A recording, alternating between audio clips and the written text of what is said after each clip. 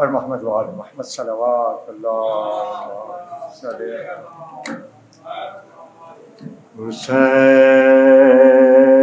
حسین جب کہ چلے بعد دو پہرم کو کوئی نہ تھا کہ جو تھامے رکابے تو سن کو سکینہ کہتی تھی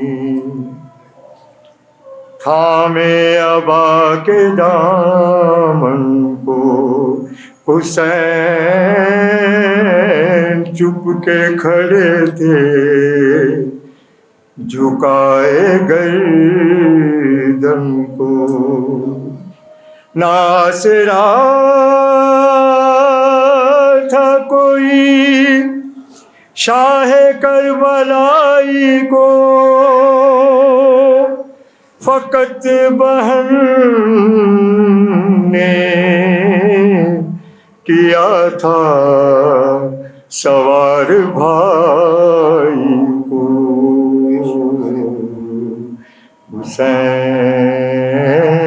حسین جب کہ چلے بر محمد وآل محمد صلی اللہ علیہ وسلم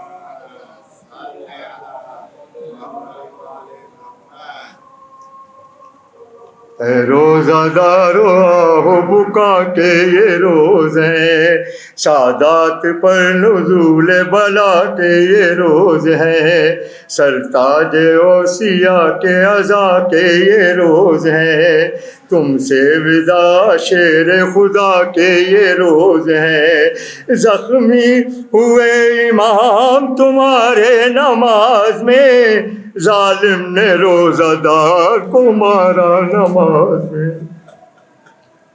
ماہ مبارک رمضان اور خدا کا گھر تڑکا وہ نور کا وہ شب قدر کی سحر پیش خدا وہ سجدے میں شیر خدا کا سر اور ہائے تیرے ظلم کی ضربت وہ فرق پر فوار خون کے زخم جبی سے بہا کیے سجدے میں آپ ربی الاعلیٰ کہا کیے لکھا ہے جب دونی موافر کے مرتضیٰ سدرا سے جبرائیل کے رونے کا غل اٹھا پھینکی سروں سے زینب و کلثوم نے ردا چونکا کے بھائیوں کو پکارے غضب ہوا سنتے ہو جبرائیل نے اس وقت کیا کہا وہ بولے پیٹ کر قتل المرتضیٰ کہا ناگا نمازیوں کے گرو آئے ننگ سر حیدر نے مجتبیٰ سے کہا آنکھ کھول کر پڑھواؤ تم جماعت پڑھواؤ تم نماز جماعت کی اے پسر ہم بیٹھے بیٹھے پڑھتے ہیں اپنے مقام پر لیکن جبی کے زخم پہ رومال باندھ دو میرا سر شگافتہ لال باندھ دو باندھا حسن نے زخم سر شیر ذوالجلال بولے علی کے اور کسو درد ہے کمال شبر نے پھر کسا تو کیا پھر وہی مکال پھر چست باندھ کر یہ پکارا وہ خوش خصال اب درد کیسا ہے اسد ذوالجلال ہے ہاتھوں سے سر پکڑ کے کہا وہی حال ہے پڑھوا کے پھر نماز جماعت کی مجتبیٰ بابا کے سر پہ پڑھنے لگے آیا شفا ناگاہ آ کے یہ کسی عورت نے دی صدا زہرا کے پیارو تم سے یہ زینب نے ہے کہا بابا کو میرے جلد جو گھر میں نہ لاؤ گے تو سربر نہ مجھ کو بھی مسجد میں پاؤ گے زینب کے آگے لونڈیوں نے روک دی رضا، جراح کو حسین پکارے کے گھر میں آ، رونے لگے حسین کی الفت پہ مرتضیٰ، پوچھا تو بولے تیری غریبی پہ میں فدا، جز خنجر دو دم کوئی ہمدم نہ ہوئے گا، زخموں کا تیرے بقیہ مرہم نہ ہوئے گا، کھولا حسن نے زخم سر شیر کبریا، جراح نے مشاہدہ کرتے ہی رو دیا، جھک کر حسن کے کان میں اظہار کچھ کیا، سنتے ہی مجتبیٰ نے کلیجہ پکڑ لیا، وہ آہ کی کہ ہل گئے دل سب کے سینے میں، تھرا گئی ذریعہ پیمبر مدینے میں، بابا کی زندگی میں یہ آزار جائے گا، غسل شفا پہ در میرا کس روز پائے گا، رو کر کہا علی نے کہ یہ کیا بتائے گا، 21ویں کو باپ تمہارا نہائے گا، 2 دن کے بعد رنج و کلک سے فراغ ہے، کپڑے نئے گلے میں ہے اور سبز باغ ہے، اس زہر میں بجھائی ہے قاتل نے یہ حسام، جس کے نہ ایک زخم سے جاں بھر ہو خاص و عام، بقیے کی یہ جگہ ہے نہ مرہم کا ہے مقام، اب کوئی دن میں قبلہ حاجات ہے تمام، امت کے دل میں بغض رسالت پناہ ہے، گھر فاطمہ کا روز بروز اب تباہ ہے،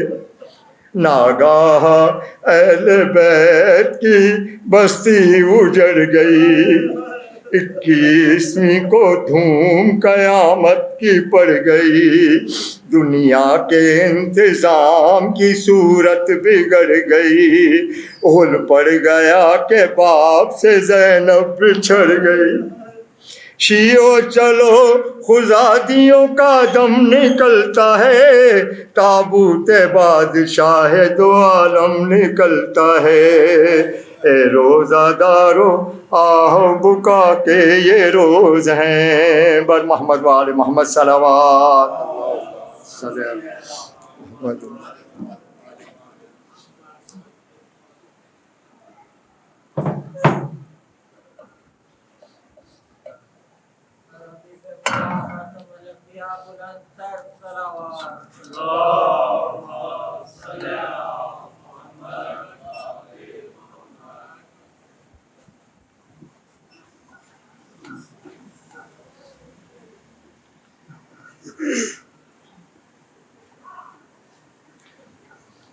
أعوذ بالله السميع العليم من الشيطان اللعين الرجيم، بسم الله الرحمن الرحيم، الحمد لله الكائن قبل أن يكون كرسي أو عرش أو سماء أو أرض أو جان أو إنس، لا يدرك بفهم ولا يقدر بفهم، ولا يشغله سائل ولا ينقصه نائل، ولا ينظر بعين ولا يحد بعين، الذي ليس له ضد ولا ند ولا مثل ولا شبيه، ثم الصلاة والسلام على سيدنا ونبينا ومولانا أبي القاسم المصطفى محمد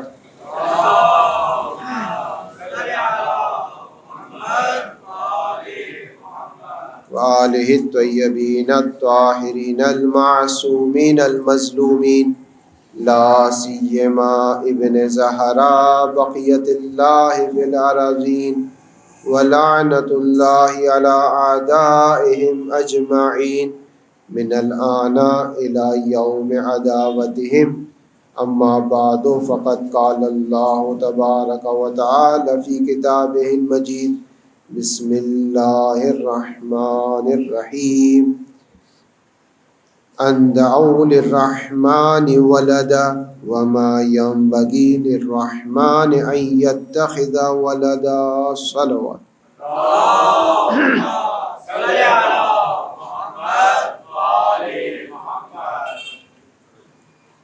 آج انشاءاللہ یہ آخری گفتگو ہے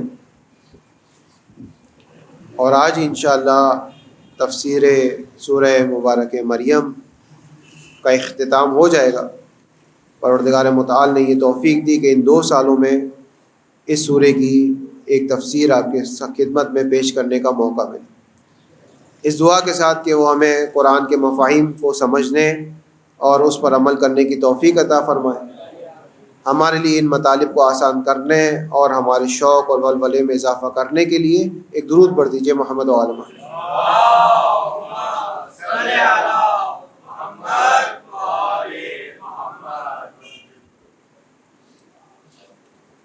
قرآن ایک زندہ کلام، ایک حی کا حی کلام، ایک قیوم کا قیوم کلام.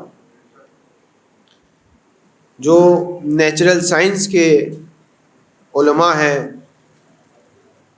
وہ یہ کہتے ہیں کہ اس عالم میں جب تک جس چیز کی ضرورت رہتی ہے تب تک وہ چیز باقی رہتی ہے. جب اس کی ضرورت ختم ہو جاتی ہے تو خود بخود وہ چیز اس عالم سے محو ہونا شروع ہو جاتی ہے. کوئی بھی چیز، چاہے اس کا تعلق کوئی مادی شے سے ہو، کوئی جامد ہو، جمودات سے ہو، حیوانات سے ہو، انسان سے ہو، اقوام سے ہو، کوئی بھی ایسی چیز جب تک اس کی ضرورت ہوتی ہے تب تک وہ اس عالم میں رہتی ہے. جہاں اس کی ضرورت ختم ہوئی وہاں وہ اس عالم سے ختم ہونا شروع ہو جاتی. جیسے مثال کے طور پر یہی مثلا ہمارا بچپن تھا، ہم دیکھتے تھے کہ انہی علاقوں میں بہت سارے ٹیلی فون بوتھ ہوا کرتے تھے، پی سی او ہوا کرتے تھے. لیکن آج آپ شاید پورا گھوم لیں، آپ کو ایک بھی پی سی او کی دکان نظر نہیں آئی. اس کی وجہ کیا ہے؟ اس کی وجہ یہ ہے کہ اس کی ضرورت ختم ہو چکی. اب لوگوں کے پاس موبائل فون آ چکے ہیں، وہ اس کے ذریعے سے ایک دوسرے سے رابطہ کرتے ہیں. وہ جو پہلے زمانے میں آتا تھا، ایک سسٹم آتا تھا، وہ اب ختم ہو چکا. اسی طرح ہر چیز میں ایسا ہی ہے.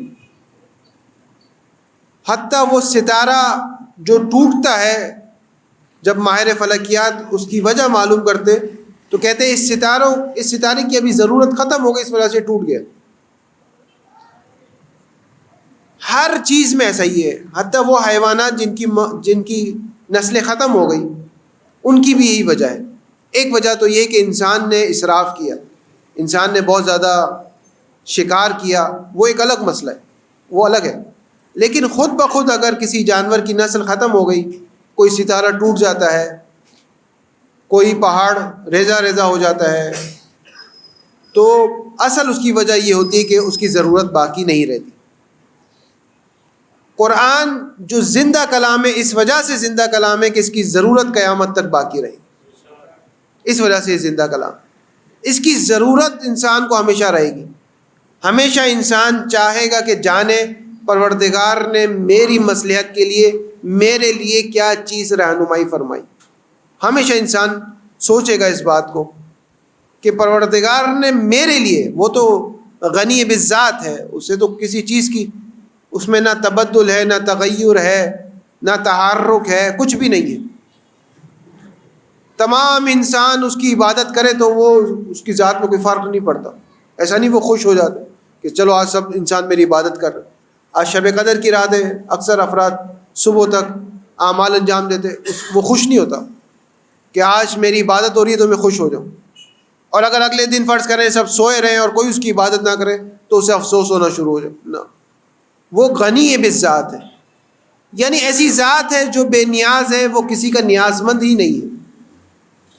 یہ جو کچھ میں کر رہا ہوں اور جو کچھ اس نے بھیجا ہے یہ میرے لیے بھیجا ہے، چاہے میں اسے ابھی سمجھ پاؤں یا بعد میں جا کر مجھے یہ بات سمجھ میں آئے.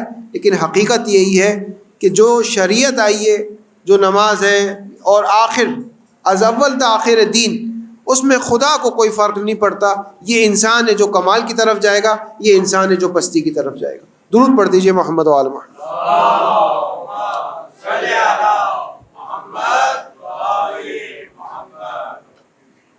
اسی لیے امام نے فرمایا کہ ان القرآن یجری کما تجری الشمس والقمر، جس طرح سورج کا جریان ہے، سورج باقی رہتا ہے، اسی طرح قرآن مولا کہتے ہیں باقی رہے گا۔ سورج کو اگر آپ نے کبھی دیکھا ہو، انسان صبح بیدار ہوتا ہے، سورج نکلا ہوا ہوتا ہے، کبھی اس کے ذہن میں یہ بات نہیں آتی یہ تو وہی سورج ہے جو بوسیدہ ہو گیا ہے، یہ تو کل بھی نکلا تھا، کبھی اس کے ذہن میں نہیں آتی۔ یہ تو 1 سال پہلے بھی سورج تو نیا تو نہیں ہے، یہ وہی سورج ہے، وہی سورج ہے، ہر روز نکل رہا ہے۔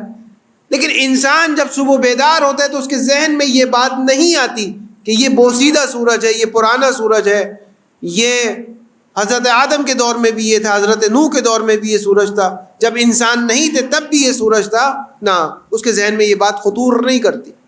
اس کی وجہ یہ ہے کہ اس کی روشنی میں تازگی اتنی ہے اور اس کی کرنوں میں حیات اتنی ہے کہ انسان اور مخلوقات پر جب بھی اس سورج کی روشنی پڑتی ہے اسے ایسا محسوس ہوتا ہے یہ آج کا سورج ہے، اتنا تر و تازہ ہے وہ، اتنی اس کی تازگی اور اتنی روشنی کی ضرورت ہمیں اتنی ہے کہ جب بھی ہم سورج کے مشاہدہ کرتے ہیں تو کہتے ہیں نا ہمیں اس کی ضرورت ہے اور یہ آج کا سورج ہے۔ امام فرماتے جس طرح بنی نوع بشر کے ذہن میں کبھی یہ بات نہیں آتی کہ سورج کو دیکھتے ہوئے کہ یہ سورج بوسیدہ ہو چکا ہے، پرانا ہو چکا ہے، ہمیں اس کی ضرورت نہیں ہے، اسی طرح جب اس کی نگاہ قرآن کی جانب جائے گی تو وہ کبھی یہ نہیں سوچے گا کہ یہ آیت تو میں کل پڑھ چکا ہوں، آج دوبارہ پڑھنے کا مجھے کیا فائدہ ہے۔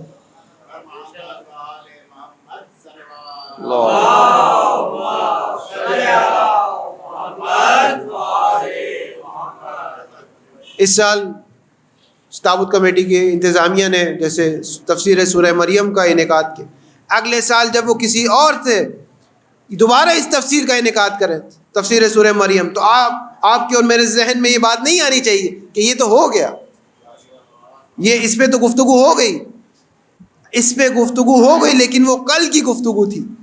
جب آج امام کہہ رہے ہیں اس قرآن کو کھولو گے تو ایسا نور ہوگا جیسے کہو گے یہ آج کا نور ہے۔ اسی لیے آپ دیکھیں تفاسیر بوسیدہ ہو جاتی ہے، تفاسیر پرانی ہو جاتی ہے، لیکن قرآن تازہ رہتا ہے۔ تفسیر ایک عالم کی کوشش ہوتی ہے، ایک فقیہ کی، ایک عالم کی، ایک مفسر کی کوشش ہوتی ہے کہ قرآن سے مطالب نکالے۔ مفسر کا ذہن محدود ہے، اس کی کوشش محدود ہے، قرآن لامحدود ہے۔ اسی لیے بہت ساری تفاسیر ایک زمانے میں بہت مقبول تھی، آج ہم نہیں جانتے اسے۔ آج نئی تفسیر آئی، تفسیر میزان آئی، تفسیر میزان کے بعد یہ کہا گیا، السلام علیکم، تفسیر میزان کے بعد یہ کہا گیا کہ اب اس کے بعد کوئی تفسیر نہیں آئے گی۔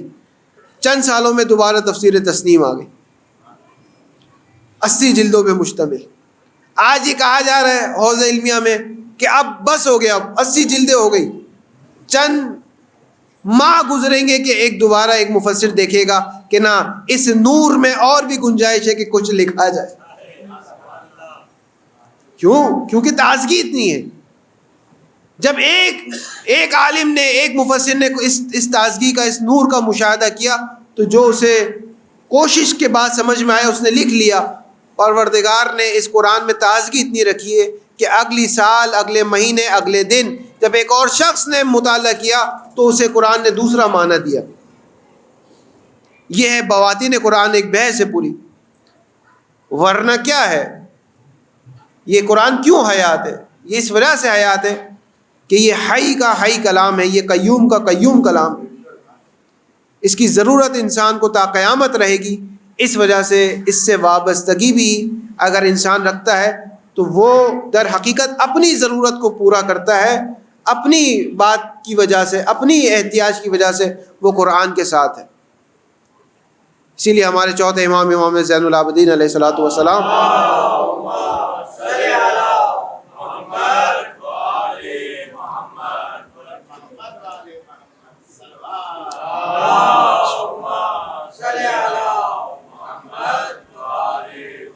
امام فرماتے ہیں اگر پورے عالم میں سب کا انتقال ہو جائے، سب کا انتقال، سب یعنی سب، میں اس عالم میں تنہا رہ جاؤں اور میرے ساتھ صرف قرآن ہو، تو مجھے وحشت نہیں ہوگی، مجھے غربت کا احساس نہیں ہوگا، مجھے ایسا احساس نہیں ہوگا کہ میرے ساتھ کوئی بھی نہیں ہے۔ جب بھی ان آیتوں کی تلاوت کروں گا مجھے ایک نیا مطلب اور ایک نیا معنی ملے گا، ایک نیا نور ہوگا جو میری آنکھوں کے سامنے سے کشف ہوگا۔ اسی انگیزے کی وجہ سے، انہی بات کی یاد دہانی کی وجہ سے کوشش ہوتی ہے کہ مختلف امام بارگاہ کی اور امام بارگاہ حسینی تابوت کمیٹی کی بھی یہ کوشش تھی کہ ان مطالب کو آپ کے سامنے اجاگر کیا جائے۔ آج انشاءاللہ اس تفسیر کو اختتامی مراحل تک پہنچا دیا جائے گا۔ آج اس آیت کی تلاوت کا شرف حاصل ہوا۔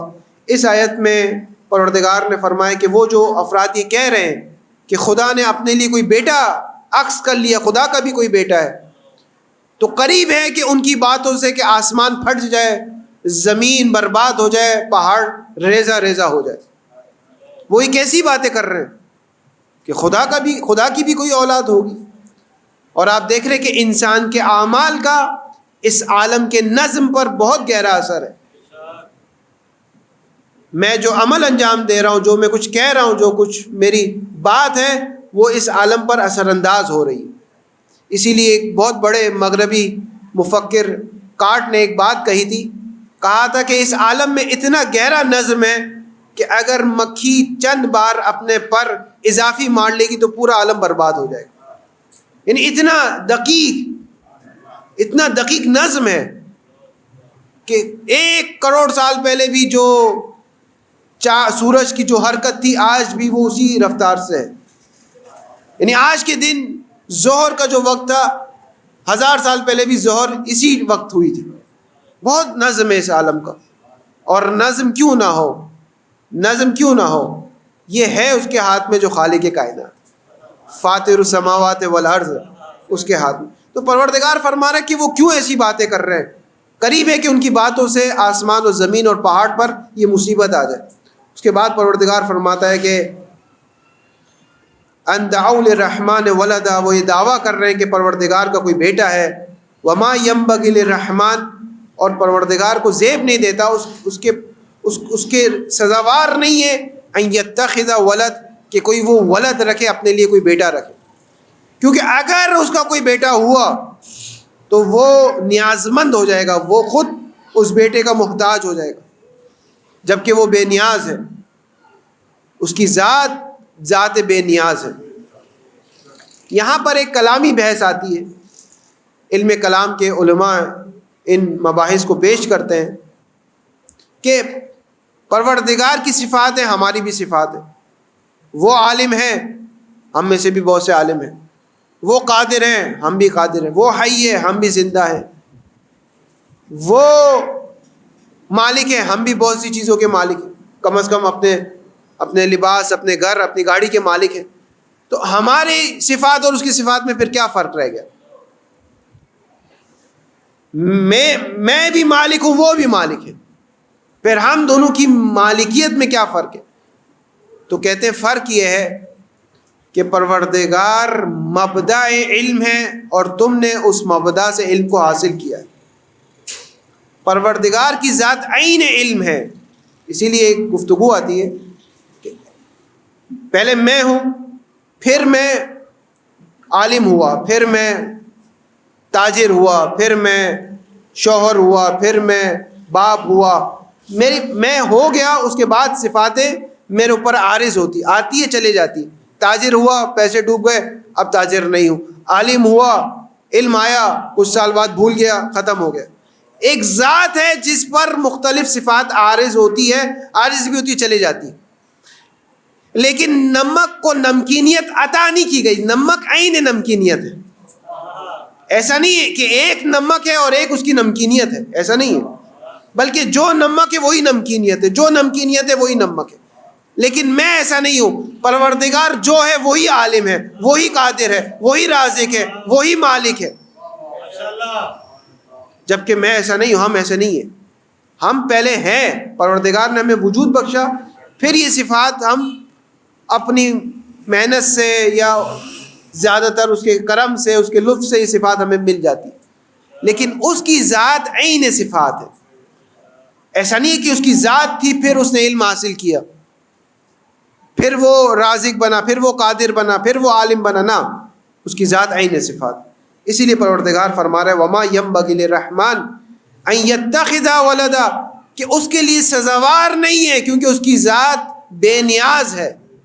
اگر اس کی بھی کوئی اولاد ہوتی تو اس کی ذات نیاز مند بن جاتی، کسی کی محتاج بن جاتی، جبکہ وہ بے نیاز ہے. درود پڑھ دیجئے محمد و آل محمد.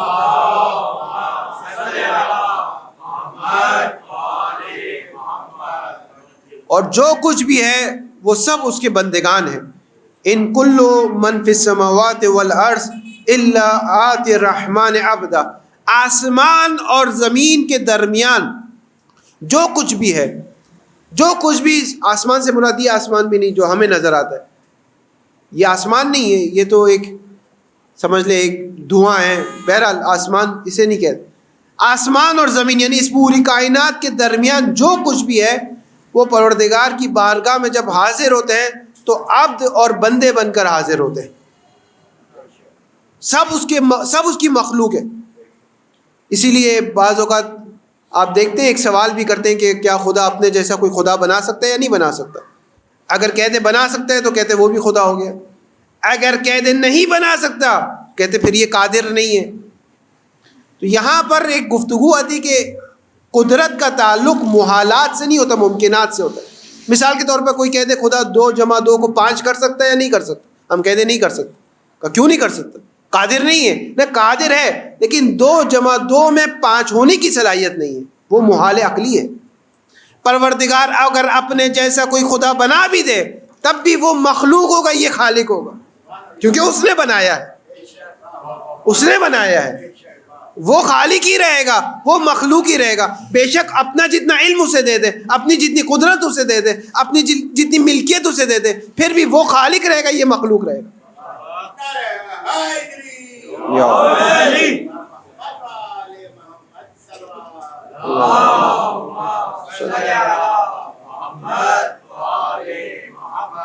اسی لیے اس کے علاوہ جو کچھ بھی ہے وہ سب بندے ہیں، سب بندے ہیں. اسی لیے امام نے فرمایا کہ نزہونی عن الربوبیت وقولوا فینا ما شئتم، کہ ہمیں رب نہ کہو، ہمیں خدا نہ کہو، ہمیں اللہ مت کہو، ہمیں رب نہ کہو. وہ رب وہی ہے، فقط خالق وہی ہے. ہمیں وہاں تک نہ لے جاؤ. وہاں تک لے جانے میں یعنی یہ نہیں ہوگا کہ ہم وہ بن نہیں سکتے، یعنی وہ خالق ہی رہے گا، مخلوق ہی رہے گی، جتنا بھی مخلوق بڑھ جائے. اسی لیے امام نے فرمایا ہمیں رب نہ کہو، اس کے نیچے جو تمہارا دل ہو تم کہہ دو. اس کے نیچے جو صفات علیہ ہے وہ ہمارے اندر ہے. یعنی ممکن ہے ایک صفت آپ کو کسی حدیث میں نہ ملے، مثلا ایک حدیث میں ایک صفت نہ ملے، لیکن وہ امام میں ہوگی، کیونکہ خالق کے نیچے، رب کے نیچے جو صفات ہے وہ سب موجود. رب نہیں ہو سکتے کیونکہ رب جو بھی ہے بالآخر وہ خالق ہے، خالق وہ ہے اور یہ مخلوق ہے. اسی لیے خدا فرما رہا ہے کہ ان کل من فی السماوات والارض، کہ آسمان و زمین میں کچھ نہیں ہے الا آتی الرحمن عبدا، مگر یہ کہ جب وہ رحمان کی بارگاہ میں ہے تو مخلوق ہے، رحمان کی بارگاہ میں ہے تو عبد ہے. لقد احصاهم وعدهم عدا، پروردگار نے ان سب کو شمار کیا ہوا ہے دقیقاً، ایک ایک چیز کا حساب اور کتاب ہے. ایک ایک چیز کو پروردگار نے حساب اور کتاب، کوئی بھی چیز بغیر حساب کتاب کے نہیں ہے. بارش کا ایک قطرہ اور درخت کا ایک پتا، یہ بھی بغیر حساب کتاب کے نہیں ہے. یعنی ایسا نہیں ہے کہ پروردگار صرف کلیات کا علم رکھتے ہیں، ہاں بھائی ٹھیک ہے جیسے آج پاکستان میں بارش ہو جائے، نہ، ایک ایک قطرے کا پروردگار کو علم ہے، ایک ایک درخت کے پتے کا اسے علم ہے. اسی لیے آپ دیکھیں خطبہ نہج البلاغہ میں جس میں مولا نے توحید کو ذکر کیا، اور کس کے ذریعے سے ذکر کیا؟ چیونٹی کے ذریعے سے ذکر کیا. اور مولا فرماتے دیکھو اس چیونٹی کی خلقت پر نظر کرو کہ ہمیں بہت مشکل سے آنکھوں سے نظر آتی ہے، اور ذرا دھیان ادھر ادھر بٹا تو یہ آنکھوں سے غائب ہو جائے گی. وہ خالق کائنات نے اسے بھی آنکھیں عطا کی ہے، اسے بھی ناک عطا کیا ہے، اسے بھی کان عطا کیا ہے، اسے بھی شکم عطا کیا ہے. ویسے جیسے ایک انسان جو بڑا انسان ہے اس کی تمام چیزوں کو پروردگار نے عطا کیا، اس چونٹی کو بھی تمام چیزیں عطا کی. وما تحمل الانثى، اور اگر وہ کوئی مادہ چونٹی ہے تو اس نے اپنے بطن میں، اپنے حمل میں کس کو رکھا ہوا ہے پروردگار اس کو بھی جانتا ہے، اور وہ اپنا حمل کہاں لے کر جائے گی پروردگار اس کو بھی جانتا ہے. وہ ہر چیز جانتا ہے. یعلم عجیج الوحوش فی الفلاوات وماسی العباد فی الخلوات، وہ یہ بھی جانتا ہے کہ جنگلوں میں، صحراؤں میں چوپایا اور جانور گریہ کیوں کرتے ہیں، وہ اس گریے کی وجہ کو بھی جانتا ہے، اور تنہائی میں جو اس کا بندہ گناہ کرتا ہے اس سے بھی واقف ہے، اس سے بھی واقف ہے. کوئی بھی چیز اس کے اس مملکت سے باہر نہیں ہے. کوئی بھی علم، کوئی بھی معلومات، جیسے ہوتے ہیں بعض اوقات انسان اپنے کوئی بچہ ہے، اس کی والدہ ہے، سوچ کچھ اور رہا ہوتا ہے لیکن کہتے نہیں یہ کام میں نے نہیں کیا، ذہن میں کہہ رہا ہوتا ہے میں نے کر لیا ہے، لیکن زبان پہ کیا کہتا ہے میں نے نہیں کیا. والدہ بھی سمجھے گی میں نے نہیں کیا. یا آفس میں اگر کوئی امپلائی ہے وہ کہے گا نہیں یہ کام میں نے نہیں کیا، مجھے نہیں پتا، ذہن میں ہے میں نے کر لیا. چونکہ انسان محدود ہے، علم محدود ہے، معلومات محدود ہے، تو ہو سکتا ہے وہی کچھ سمجھے جو سامنے والا کہہ رہا ہو، لیکن پروردگار کہہ رہے ہیں ان اللہ یحول بین المرء وقلبہ، انسان اور اس کی حیات کے درمیان خدا ہے. پہلے علم جو میں سمجھتا ہوں اس سے پہلے اسے معلوم ہوتا ہے، یعنی میرا علم بھی میرے جاننے سے پہلے وہ جانتا ہے. یہ بہت بڑی بات ہے.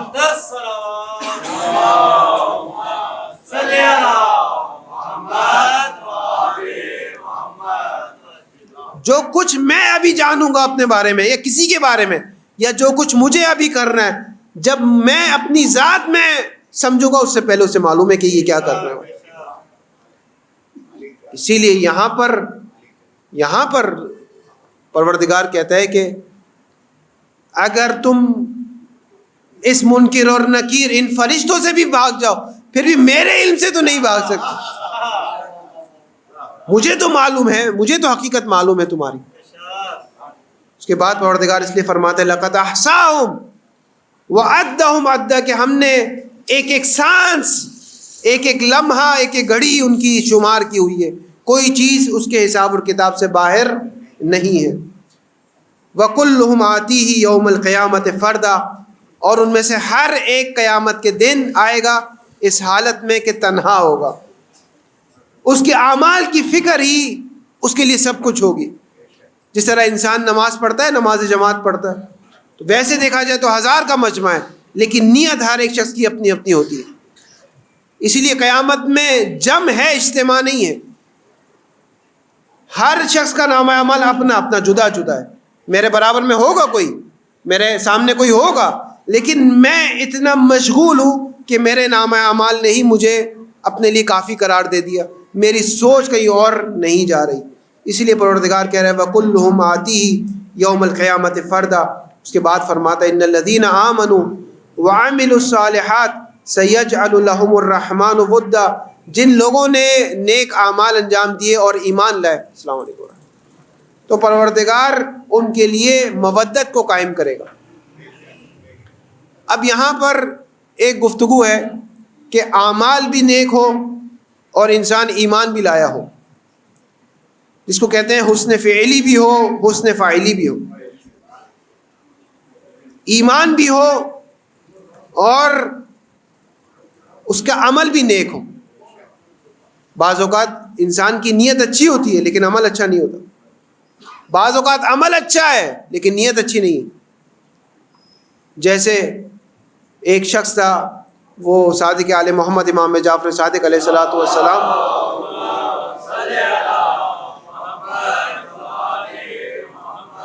امام کے دور میں مشہور تھا، عالم مشہور تھا. وہ جاتا ہے ایک دکان سے کچھ پھل جمع کرتا ہے بغیر پیسے دیے، ایک دکان سے روٹیاں لیتا ہے اور جا کر غریبوں میں، مریضوں میں اس کو بانٹ دیتا ہے. امام فرماتے ہیں کیا کام کیا تم نے؟ تو کہا کہ میں نے زیادہ سے زیادہ 4 گناہ کیے لیکن 40 نیکیاں بھی تو کمائی، تو 40 میں سے 4 کو مائنس کر دے تو 36 کا مجھے فائدہ ہوا۔ امام نے فرمایا 40 نیکیاں اس وقت تمہاری لکھی جاتی جب تم متقی ہوتے، جب یہ اس فارمولے پر جب تم آ جاتے کہ پروردگار کہہ رہا ہے کہ ان الذین آمنوا وعملوا الصالحات، جو ایمان بھی لائے اور نیک عمل بھی کیے، تم نے جیسے ہی کسی کا مال چوری کیا ویسے ہی عامل الصالحات سے باہر نکل گئے، جب باہر نکل گئے تو تمہارے یہ عمل قبول ہی نہیں ہے۔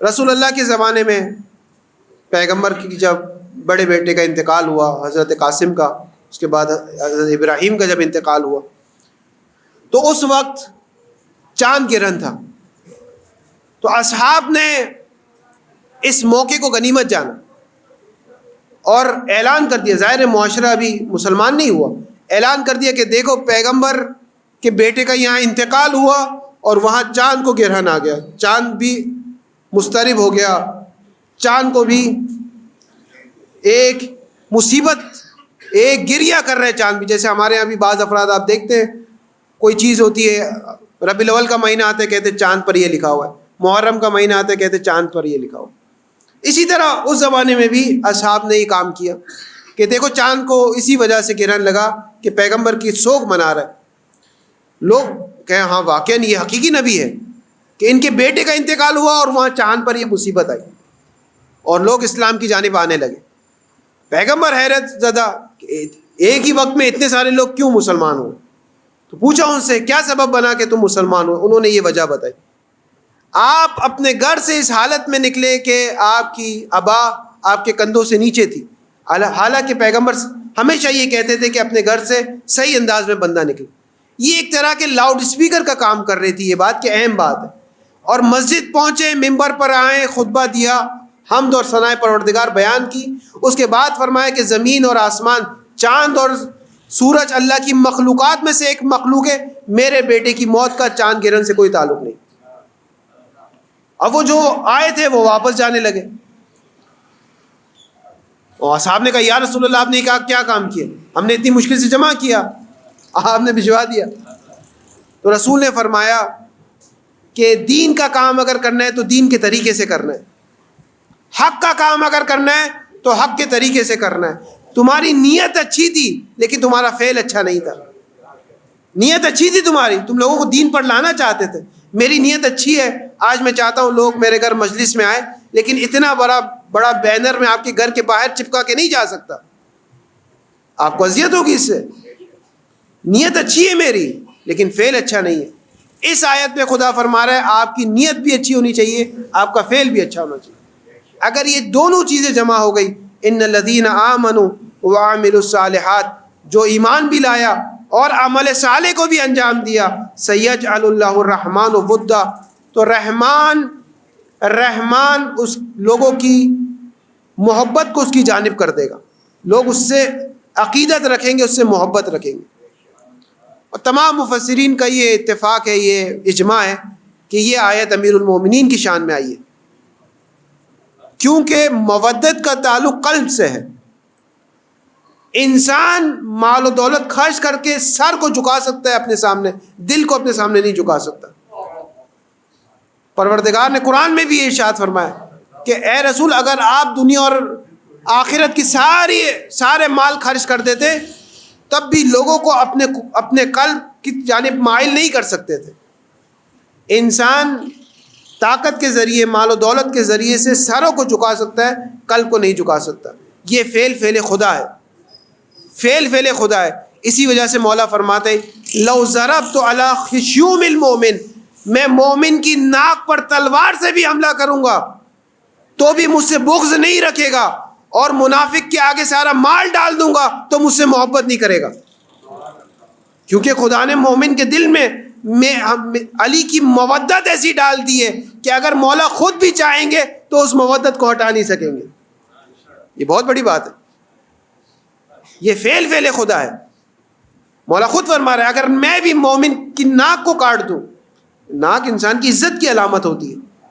اگر میں تلوار سے، ذوالفقار کی طرف اشارہ کی، اگر تلوار سے مومن کی ناک پر حملہ کروں اور کہوں کہ مجھ سے بغض رکھ، تو مجھ سے بغض نہیں رکھے گا. اور منافق کے آگے سارا مال ڈال دوں کہ مجھ سے محبت کر، تو مجھ سے محبت نہیں کرے گا. کیونکہ یہ فیصلہ ہو چکا ہے، پیغمبر نے فیصلہ کر دیا ہے، اے علی تم سے کوئی محبت نہیں کرے گا مگر یہ کہ وہ مومن ہوگا، اور تم سے کوئی بغض نہیں رکھے گا مگر یہ کہ وہ منافق ہوگا. اسی لیے آپ دیکھیں کہ جس کے دل میں مودت ہے مولا کی، اس کا احترام ہے، اس کی عزت ہے، اس کی منزلت ہے، اس کی رفعت ہے، اس کی بلندی ہے. جب کہا نا علی ابن یقطین نے 7ویں امام سے کہ مولا میں وزیر اعظم بننا چاہتا ہوں ہارون الرشید کا، تو مولا نے کہا کہ یہ ظالم حکمران ہے، اس کا وزیر اعظم بننے کے لیے ایک شرط یہ کہ مومن کا احترام کرو گے، مومن کے کام آؤ گے، ورنہ اس حکومت کی سیٹ میں کوئی بھلائی نہیں ہے، ظالم حکومت ہے. اس نے کہا ٹھیک ہے مولا، اس بنیاد پر اجازت دی کہ مومن کے کام آؤ گے، اس بنیاد پر اجازت دی. کہیں علی ابن یقطین کو وزیر اعظم بننے کی اجازت دے دی، اور کہیں اپنے ایک اور صحابی کو اس چیز کی بھی اجازت نہیں دی کہ وہ اونٹ کرائے پہ دے جس سے وہ حج پر چلا جائے. یہ امام کے فیصلے ہیں. اگر ظالم کی اتنی مدد بھی ہو کہ اونٹ کو کرائے پر دیا جائے جس سے وہ حج پر جائے، تو یہ قبول نہیں ہے. لیکن اگر وزیر اعظم بھی بننا پڑے لیکن مومن کے کام آؤ تو یہ ہمیں قبول ہے.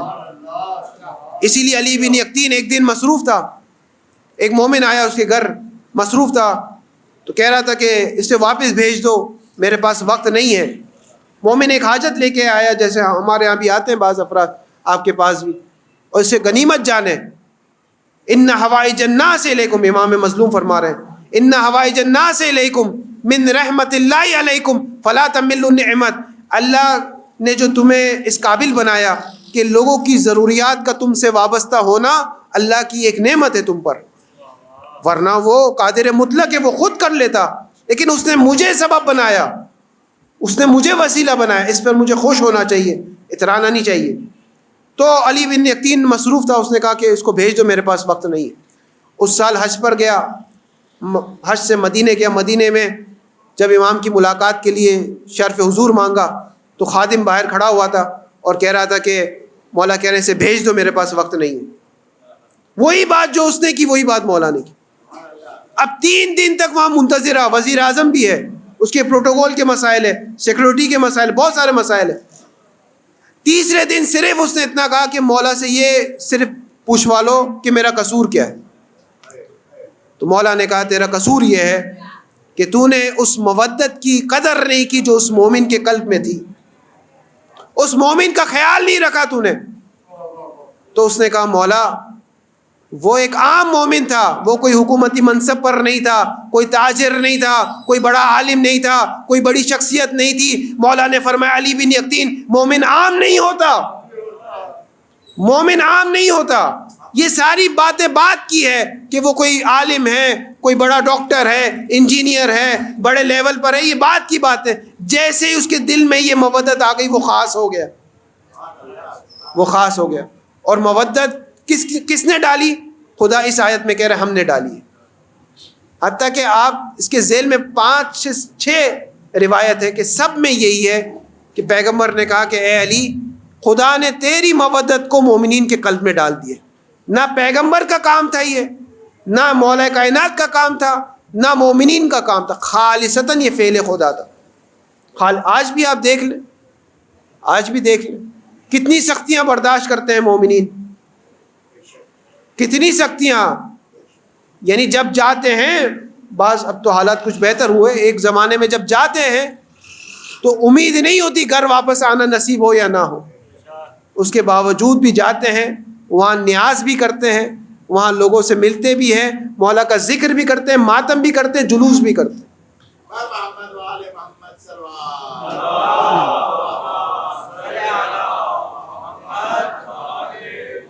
جو زندہ باد، زندہ باد،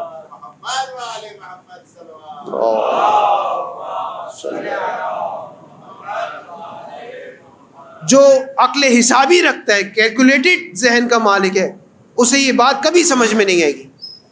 کہے گا یہ کیا کر رہے ہو، اپنا خسارہ کر رہے ہو، نقصان کر رہے ہو. جاتے ہو اپنی جان کی بازی لگاتے ہو، نیاز دیتے ہو، اپنے مال کو خرچ کرتے ہو، جلوسوں میں جاتے ہو، وقت خراب کرتے ہو. یہاں ایک شخص کہ اگر گھر میں فوتگی ہو جائے تو وہ اپنی آفس سے چھٹی نہیں لیتا، لیکن مولا کے جلوس کے لیے اپنی آفس سے چھٹی لیتا.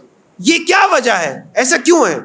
یہ آیت بیان کر رہی ہے اس کی وجہ یہ ہے کہ خدا نے اس کے قلب میں ایک مودت کا بیج بو دیا ہے.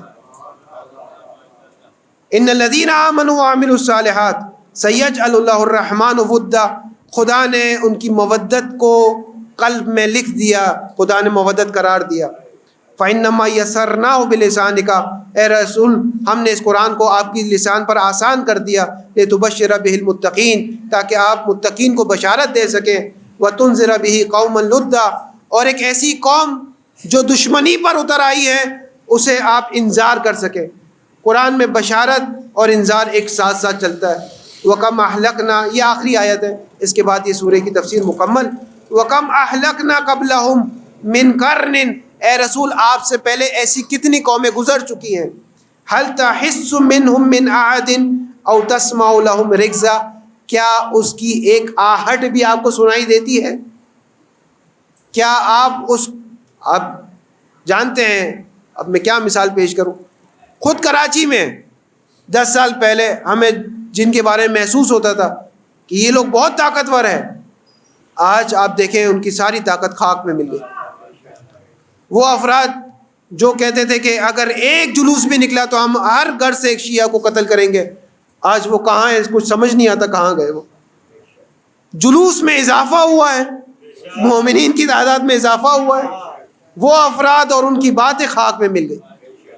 قرآن آخری بار ابتدائے سورہ مریم پیغمبر کو تسلی کے لیے تھی، آخری آیت بھی پیغمبر کی تسلی کے لیے کہ اے رسول یہ جو آج آپ کے سامنے طاقت کا مظاہرہ کر رہے ہیں، یہ جو آپ کے سامنے کھڑے ہو گئے، پروردگار نے اس سے پہلے کتنی قوموں کو ہلاک کر دیا کہ ان کی آہٹ بھی آج سنائی نہیں دیتی، ان کی حس بھی آپ کو دکھائی نہیں دیتی.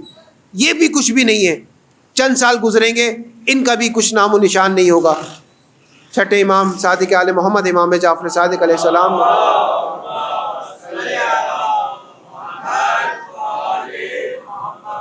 امام نے فرمائے یہ آیت بنو امیہ کے بارے میں کہ ایک وقت ایسا آئے گا کہ جو روب اور دبدبہ، جاؤ حشم اور منصب اور یہ سب خاک میں مل جائے گا.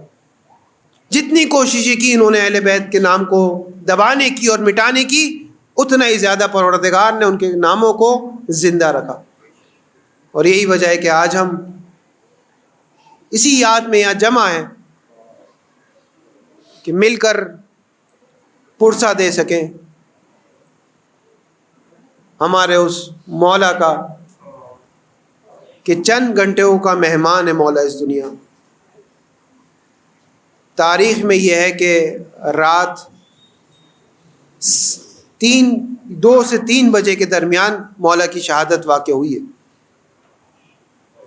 آج رات جب ہم اعمال کر رہے ہوتے ہیں، بے علیین کہہ رہے ہوتے ہیں، اپنے سر پر قرآن رکھ کر کہہ رہے ہوتے ہیں، اس وقت میرا مولا بھی ہم سے جدا ہو رہا ہے. ایک تابوت بنایا گیا ہے. عرب میں رائج نہیں تھا اس انداز میں، لیکن اہل بیت اطہار نے اپنے جسم اطہر کی بے حرمتی نہ ہو اس کے لیے تابوت بنایا ہے. رات کی تاریکی میں یہ تابوت نکلا ہے گھر سے، اور وصیت یہ تھی مولا کی کہ اس تابوت کے آگے کے حصوں کو نہ اٹھایا جائے. ابھی تابوت برآمد ہوگا، آپ دیکھیں گے چاروں جانب اٹھایا ہوتا ہے، لیکن تاریخ کا یہ پہلا تابوت ہے جس کی وصیت یہ تھی اس میں کہ آگے کی جانب چھوڑ دیا جائے، صرف پیچھے سے اٹھایا جائے، اور جہاں جہاں یہ حرکت کرتا ہوا جائے آپ بھی اس کے پیچھے پیچھے چلتے رہے. اب نہ جانے آگے سے کس نے اٹھایا، آیا جبرائیل امین ہے یا میکائیل ہے یا خود پیغمبر کی ذات آئی اٹھانے، نہیں معلوم، لیکن آگے سے یہ تابوت نہیں اٹھایا گیا، یہاں تک کہ ایک مرحلے پر جا کر رکا یہ تابوت.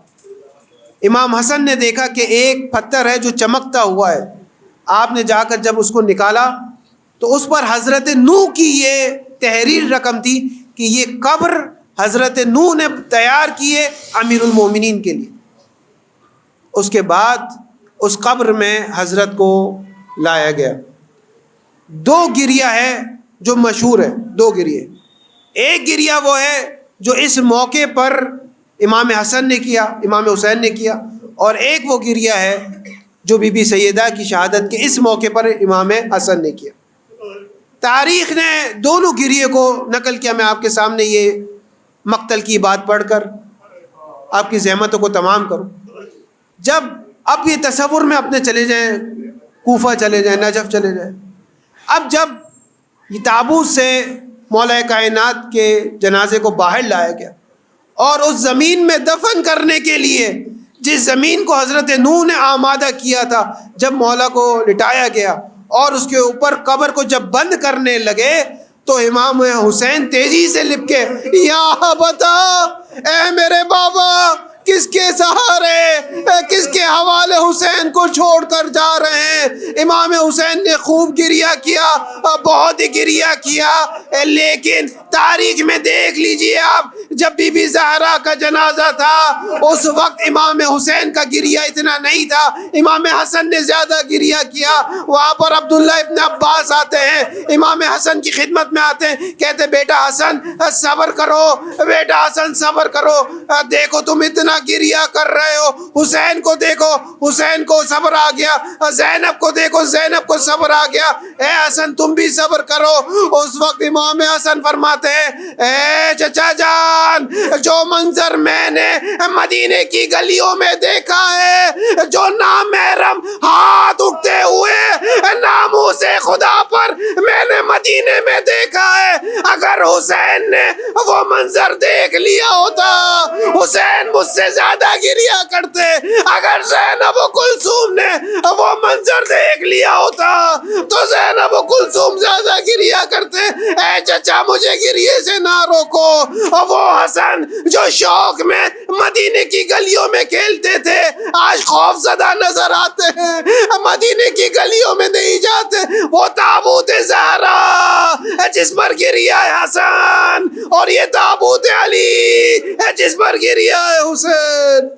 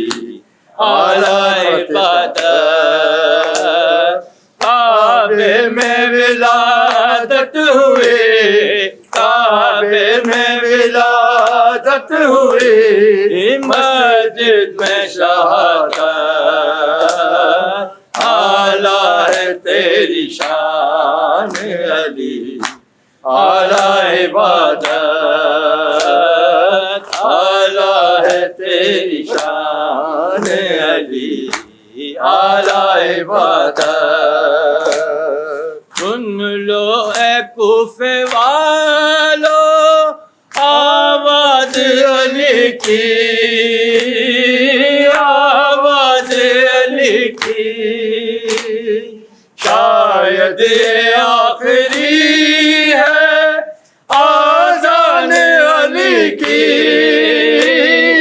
آذان علی کی، یاد آئے گی ہمیشہ، یاد آئے گی ہمیشہ حیدر کی عبادت، اعلیٰ ہے تیری شان علی، اعلیٰ عبادت، اعلیٰ ہے تیری شان علی، اعلیٰ عبادت، اعلیٰ ہے تیری شان علی، اعلیٰ عبادت۔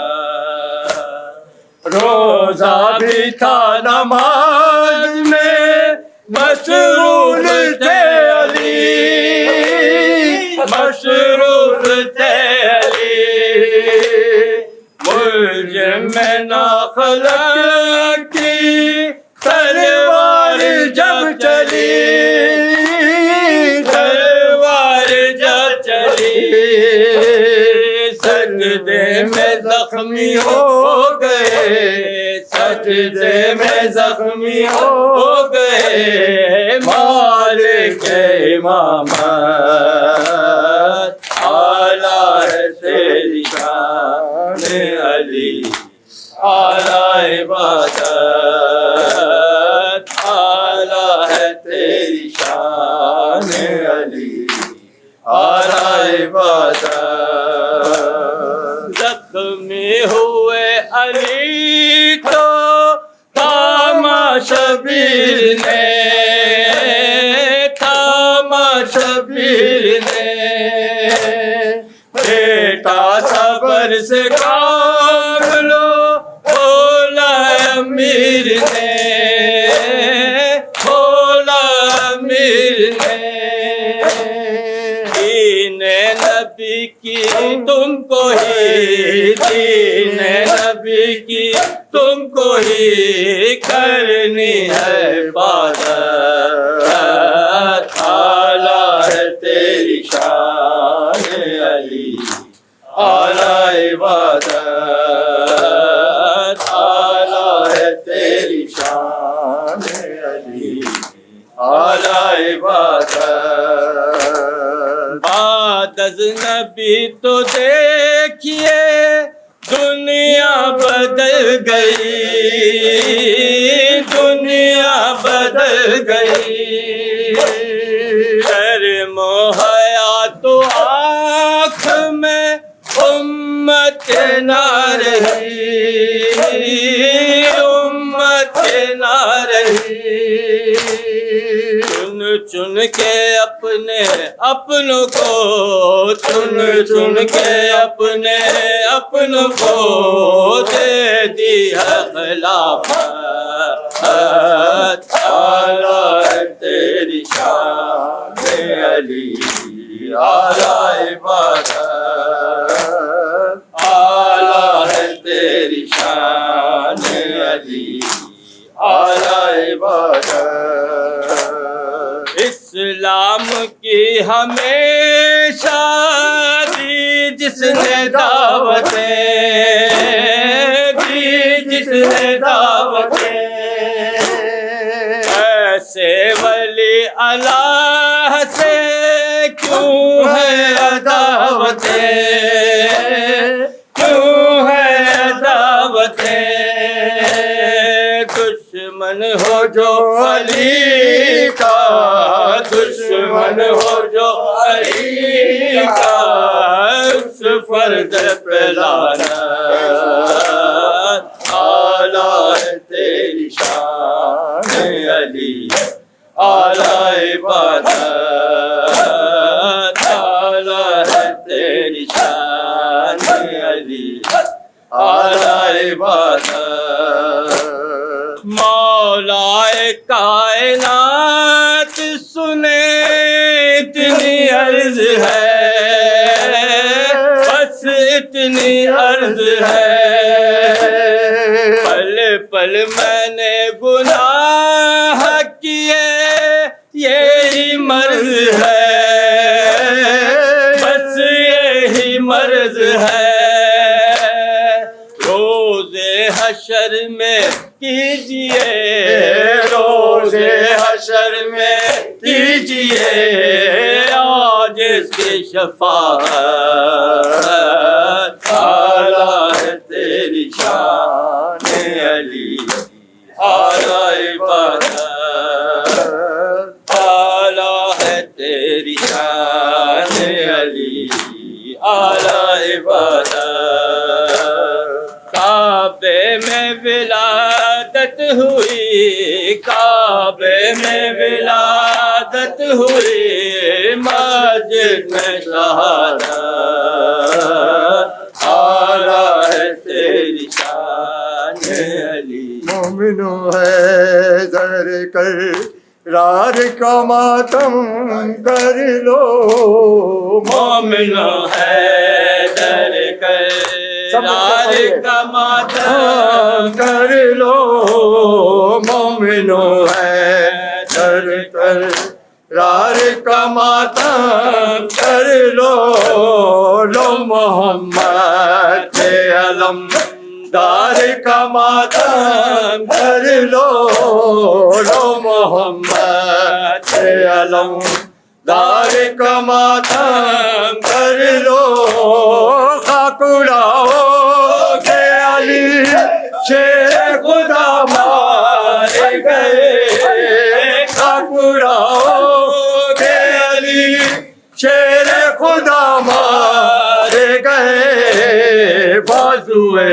احمد مختار کا ماتم کر لو، بازوئے احمد مختار کا ماتم کر لو، جو کہ پہچان میں بھی ہے، 12 اماموں میں بھی ہے، جو کہ پنجتن میں بھی ہے، 12 اماموں میں بھی ہے، سارے نبیوں کے مددگار کا ماتم کر لو، سارے نبیوں کے مددگار کا ماتم کر لو، اپنے قاتل کو دیا جس نے کہ جامے شیرے، اپنے قاتل کو دیا جس نے کہ جامے شیرے، کوثری جام کے مختار کا ماتم کر لو، کوثری جام کے مختار کا ماتم کر لو، مل کے جبریل کے تاج کا پرسا دے دو، مل کے جبریل کے تاج کا پرسا دے دو، صاحب دل و تلوار کا ماتم کر لو، صاحب دل و تلوار کا ماتم کر لو، مومنوں ہے کر کر رار کا ماتم کر لو، مومنوں۔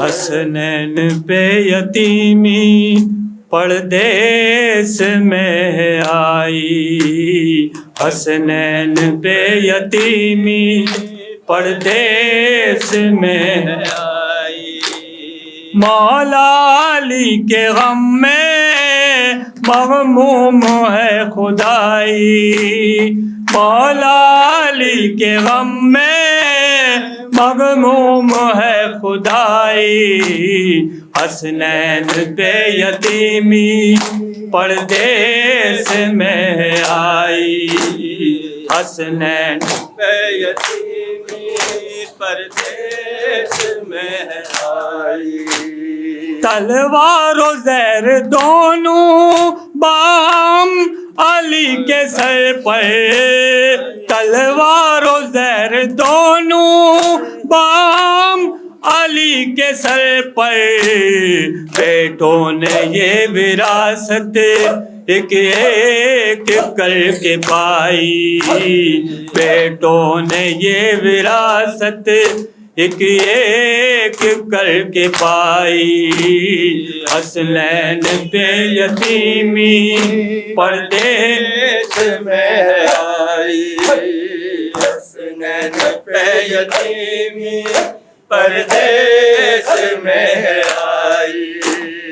آئے کانپ اٹھا تھا کوفہ زینب کیا بکا سے، آئے کانپ اٹھا تھا کوفہ زینب کیا بکا سے، جنوں بشر ملائکے دیتے ہیں سب دعائی، جنوں بشر ملائکے دیتے ہیں سب دعائی، حسنین پہ یتیمی پردیس میں آئی، حسنین پہ یتیمی پردیس میں آئی۔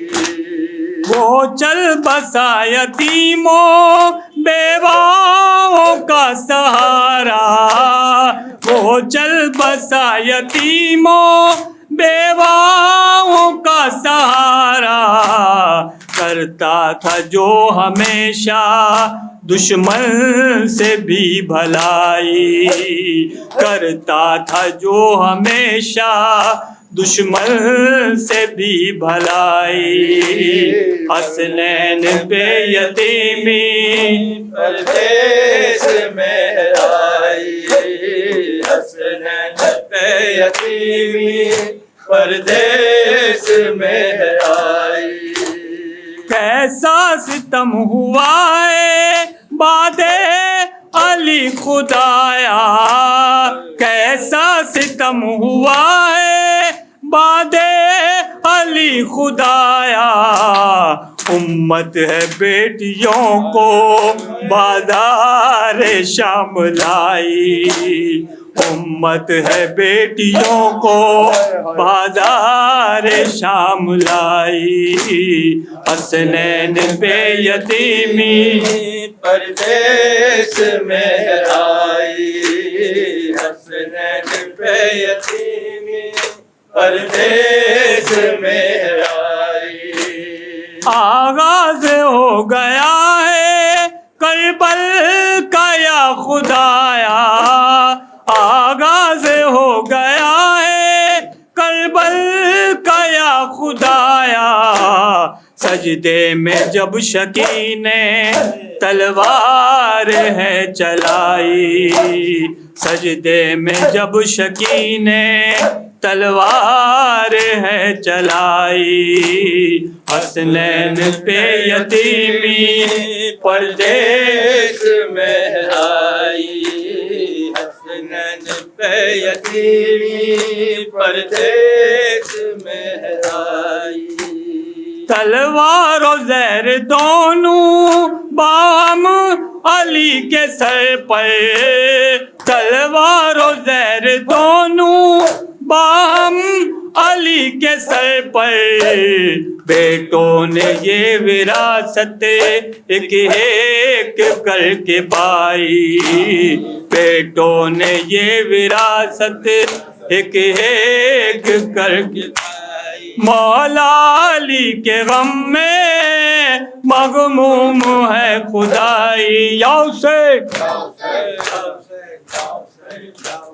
دنیا سے چل بسا ہے غم خار مصطفیٰ کا، دنیا سے چل بسا ہے غم خار مصطفیٰ کا، دنیا سے چل بسا ہے غم خار مصطفیٰ کا، دنیا سے چل بسا ہے غم خار مصطفیٰ کا، لوبار چل گیا ہے، لوبار چل گیا ہے پردیس میں جفا کا، دنیا سے چل بسا ہے غم خار مصطفیٰ کا دنیا سے چل بسا ہے، غم خار مصطفیٰ کا دنیا سے چل بسا ہے، غم خار مصطفیٰ کا دنیا سے چل بسا ہے، غم خار مصطفیٰ ایک بار پھر ملے ہیں حسنین کو یتیم، ایک بار پھر ملے ہیں حسنین کو یتیم، نہ رہے نظر پہ نہ سایہ مرتضیٰ کا دنیا سے چل بسا ہے، غم خار مصطفیٰ کا دنیا سے چل بسا ہے، غم خار مصطفیٰ کا دنیا سے چل بسا ہے، غم خار مصطفیٰ کا ایک بار پھر ملے ہیں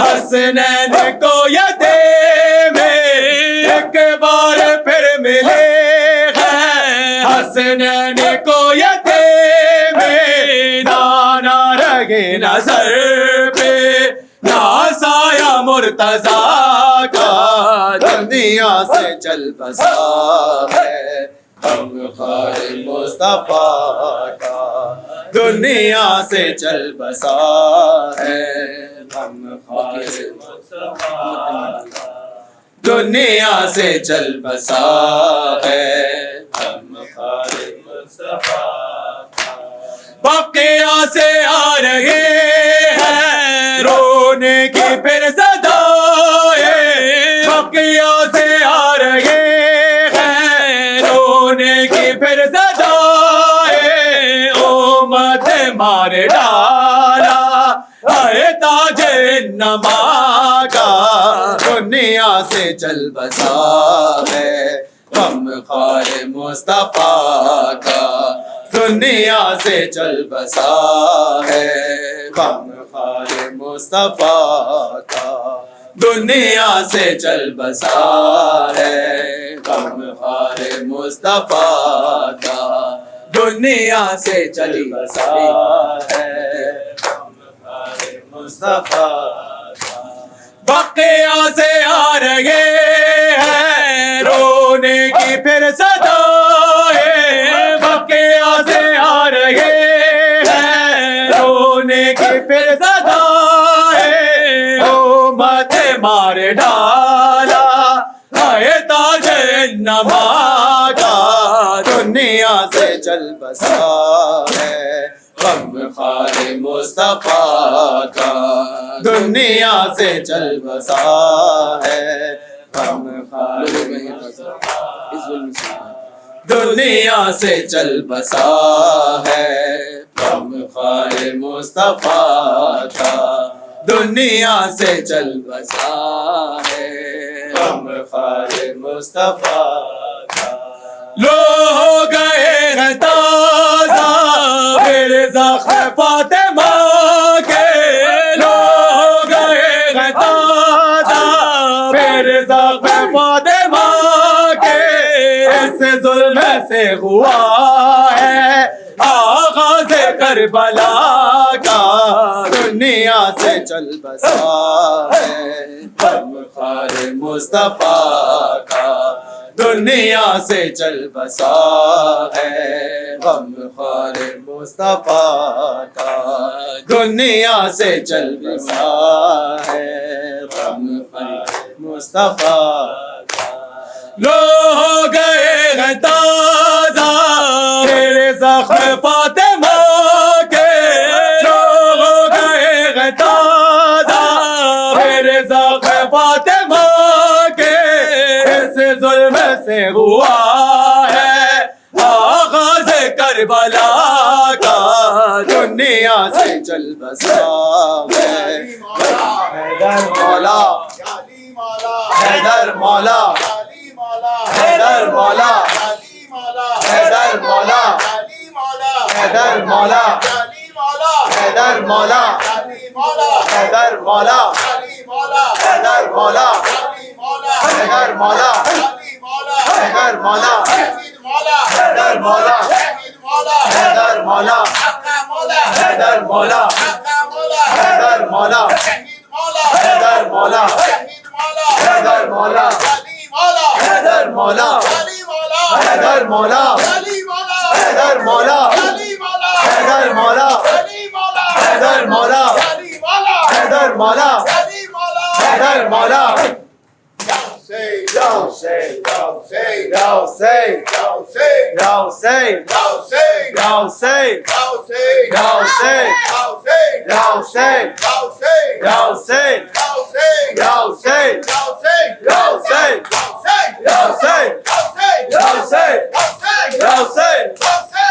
say.